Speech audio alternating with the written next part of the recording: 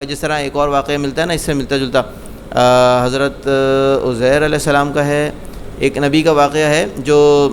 تیسرے پارے کے اندر موجود ہے، کہ جن کو جو ایک بستی کے پاس سے گزر رہے تھے، جو کہ بہت پرانی کوئی بستی تھی تباہ شدہ کب کی، انہوں نے اس کو دیکھ کر کہا کہ بھائی یہ لوگ کیسے زندہ ہوں گے، تو اللہ تعالیٰ نے اسی وقت ان کو موت دے دی اور 100 سال تک ان کو مارے ہی رکھا، اور اس کے بعد ان کو دوبارہ زندہ کر کے اٹھایا، اور جب وہ 100 سال کے بعد مرے رہنے کے بعد دوبارہ زندہ ہوئے تو اللہ تعالیٰ نے ان سے پوچھا کہ بھائی تم کتنی دیر اس حالت میں رہے، تو انہوں نے کہا میں ایک دن یا اس سے کچھ زیادہ، تو اللہ تعالیٰ نے کہا نہیں تو بلکہ تم 100 سال تک اس حالت میں رہے، لیکن تمہارا جو کھانا رکھا ہوا تھا تمہارے ساتھ وہ خراب نہیں ہوا، لیکن جو تمہارے ساتھ گدھا تھا تمہارا، اس کی ہڈیاں دیکھو، اس کی ہڈیاں بھی جو ہے نا وہ برادہ بن گئی ہیں، لیکن اللہ تعالیٰ نے ان کی نظروں کے سامنے جو ہے نا ان کو نشانی کے طور پہ دکھایا کہ وہ جو گدھا ان کا مرا ہوا تھا وہ زندہ ہو کے کھڑا ہو گیا، ہڈیاں جڑیں، اس کے اوپر گوشت چڑھا اور وہ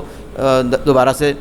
زندہ ہو گیا، تو اللہ تعالیٰ نے نشانی کے طور پہ دکھایا۔ اسی طرح سے اسی کے بعد وہ واقعہ ہے، ابراہیم علیہ السلام نے اللہ تعالیٰ سے پوچھا کہ اللہ تعالیٰ آپ مجھے دکھائیں کہ آپ جو ہے نا دوبارہ زندہ کیسے کریں گے، تو اللہ تعالیٰ نے پوچھا کیا تمہیں یقین نہیں ہے، یہ اسی کے بعد واقعہ ہے، تلک الرسل میں تیسرے پارے میں دوسرے صفحے کے اوپر یہ واقعہ موجود ہے۔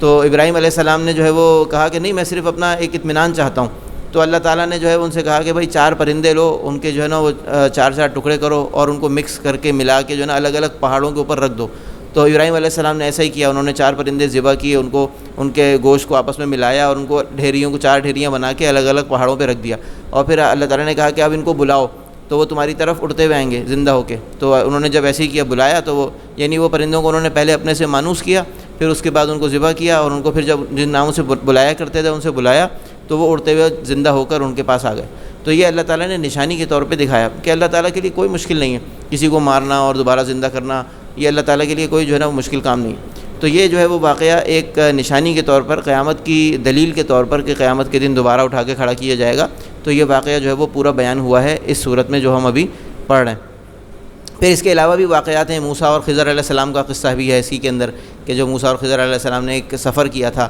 تو وہ ہم آگے چل کے پڑھیں گے، اور مزید بھی کچھ قصے ہیں، 1-2 باغ والوں کا بھی قصہ ہے، اس کے اندر کوئی 5-6 قصے ہیں، اور کافی ان کے اندر اہم جو ہے نا وہ سبق ہیں کہ جو ہمیں اس سے سیکھنے چاہیے، کہ جس کے نتیجے میں یہ صورت جو ہے وہ ہمیں ہمارے ایمان کو تازہ کرتی ہے۔ ایک اور بڑی اہم جو خاصیت اس صورت کے بارے میں بیان ہوئی ہے احادیث میں، وہ یہ ہے کہ جو شخص اس کی ابتدائی 10 آیات یا آخری کی 10 آیات یا کوئی سی بھی 10 آیات، مختلف روایات میں مختلف طرح سے آیا ہے، تو اگر وہ یاد کر لے گا اور ان کو پڑھتا رہے گا تو وہ شخص جو ہے وہ دجال کے فتنے سے محفوظ رہے گا۔ تو اللہ تعالیٰ نے اس صورت کے اندر کچھ دجال کے فتنے سے بچانے کی بھی جو ہے وہ خاصیت رکھی ہے، اور اس سے لوگوں نے مختلف مراد لیا ہے کہ یاد بھی کرنا ہے اور اس کے سبق کو بھی سمجھنا ہے جو اس میں سبق پوشیدہ ہے، اور اس کے نتیجے میں انسان جو ہے وہ دجال کے فتنے سے محفوظ رہے گا۔ یہ بھی روایت آتی ہے کہ جو شخص کو ہر جمعے کے دن پڑھتا ہے تو اگلے جمعے تک یہ صورت اس کے لیے نور ہے۔ کہیں آتا ہے کہ یہ نور اس کے پیروں سے لے کے آسمان تک کا نور ہے، کہیں آتا ہے کہ وہ نور اس کے جگہ سے لے کر کعبے تک کے لیے اس کے لیے نور ہے، اور مختلف اس کی جو ہے نا وہ شکلیں بیان ہوئی ہیں، لیکن یہ بات طے شدہ ہے کہ یعنی وہ نور کیا ہے، نور ہدایت ہے، اور اس کے علاوہ بھی کچھ مطلب اس کا ہو سکتا ہے جو اللہ تعالیٰ بہتر جانتے ہیں، لیکن بہرحال یہ صورت جو ہے نا اس کی بہت فضیلت ہے، ہر جمعے کو اس کو پابندی کے ساتھ پڑھنا چاہیے، اور اس کے ترجمے کو بھی پڑھنا چاہیے، کوشش کر کے غور کرنا چاہیے، اور اس میں سے جو سبق ہے ان کو حاصل کرنا چاہیے۔ اب ہم جب اس کو صورت جیسا بھی ترجمہ پڑھا ہے تو اس کی مختصر سی بالکل جو ہے نا، یہاں کہاں تک پڑھ لیا؟ اس میں شروع میں جو بات ہوئی ہے 2-3 باتیں ہوئی ہیں۔ ایک بات یہ ہوئی ہے کہ تعریف جو ہے نا وہ صرف اللہ کے لیے ہے، ایک بات تو یہ ہوئی ہے کہ تعریف کے قابل جو ذات ہے وہ صرف اللہ تعالیٰ کی ذات، اور اس کی وجوہات بے شمار ہیں کہ اللہ تعالیٰ کی تعریف کیوں کی جائے۔ اللہ تعالیٰ کی تعریف کی وجوہات جو ہے نا اس کو احاطہ، اس کو کسی اس میں ہم تعداد میں نہیں لا سکتے کہ کیوں اللہ تعالیٰ کی تعریف جو ہے نا بیان کی جائے۔ بے شمار وجوہات ہیں کہ اللہ تعالیٰ نے یہ پوری کائنات بنائی بھی ہے، وہ اس کو پالتے بھی ہیں، اس کو چلا بھی رہے ہیں، رزق بھی مہیا کر رہے ہیں، سارے اسباب بھی مہیا کر رہے ہیں، اور جو ہے نا اس کے ساتھ ساتھ یعنی حالانکہ انہوں نے بتا بھی دیا ہے کہ زندگی کیسے گزارنی ہے، لیکن جو لوگ نہیں گزارتے ان کو بھی اللہ تعالیٰ دنیا کے اندر بہت کچھ دیتے ہیں، اور ایسا نہیں ہے کہ کوئی جس سے اللہ تعالیٰ ناراض ہوئے تو فوری طور پہ اس پہ عذاب نازل کر دیا، ایسا بھی نہیں۔ تو اللہ تعالیٰ جو ہے وہ برداشت بھی کرتے ہیں، ان کی ایک صفت جو ہے وہ حلیم بھی ہے، ایک نام بھی ہے نا اللہ تعالیٰ کا الحلیم، یعنی حلم والا، برداشت کرنے والا، بردبار۔ تو اللہ تعالیٰ نے کے بے شمار انعامات ہیں، اور اللہ تعالیٰ نے جو ہے نا وہ جس ایک اور بات کے ساتھ اس کو منسلک کر کے یہ بات فرمائی کہ تعریف اللہ کے لیے ہے، وہ بات یہ ہے جو اللہ تعالیٰ نے یہاں بیان فرمائی کہ جس نے اپنے بندے پر یہ کتاب نازل کی اور اس میں کوئی ٹیڑھ نہ رکھی، سیدھی بات کہنے والی کتاب، تاکہ وہ لوگوں کو خدا کے سخت عذاب سے خبردار کر دے اور ایمان لا کر نیک عمل کرنے والوں کو خوشخبری دے دے کہ ان کے لیے اچھا اجر ہے جس میں وہ ہمیشہ رہیں گے۔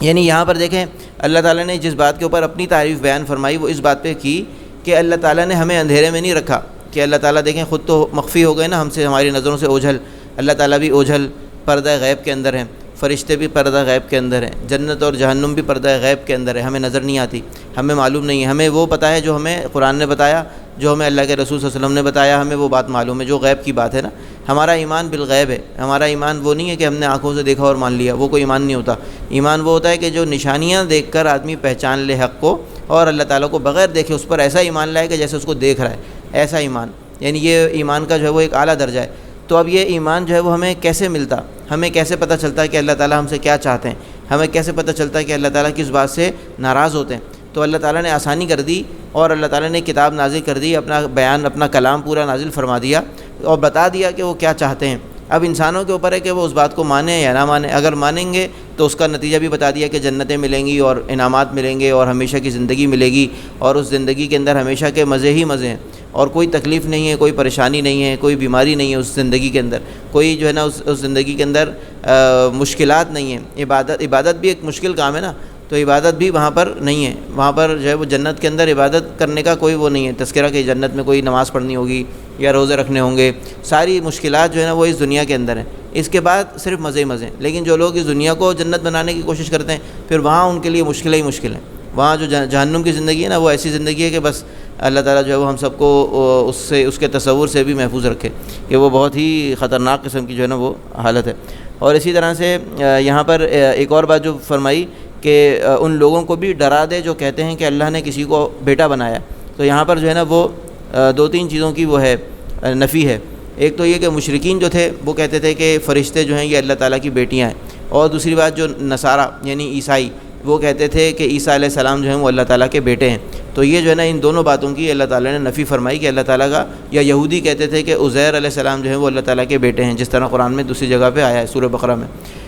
کہ وقالت الیہود عزیر ابن اللہ۔ تو اللہ تعالیٰ نے نفی فرما دی ہر طرح کی کہ اللہ تعالیٰ کسی قسم کی اولاد نہیں رکھتے، کیونکہ اولاد ہونا جو ہے نا وہ ایک کمزوری کی علامت کہ انسان جو ہے وہ اس کی اولاد ہوتی ہے، کیونکہ اس کو اپنی نسل چلانی ہوتی ہے، کیونکہ وہ ختم ہو جائے گا تو اس لیے اس کے بعد اس کی اولاد ہونی چاہیے، اس کا وارث ہونا چاہیے۔ اللہ تعالیٰ کبھی ختم نہیں ہوں گے، ہمیشہ سے ہیں، ہمیشہ رہیں گے، انہیں کسی وارث کی ضرورت نہیں، انہیں جو ہے نا کسی اولاد کی ضرورت نہیں ہے، وہ کسی کا محتاج نہیں ہے، وہ بے نیاز ہیں، ہر قسم کی مدد سے بے نیاز ہیں۔ انسانوں کو اللہ نے محتاج بنایا، لیکن اللہ تعالیٰ جو ہے نا وہ اس محتاجی سے بے نیاز ہے۔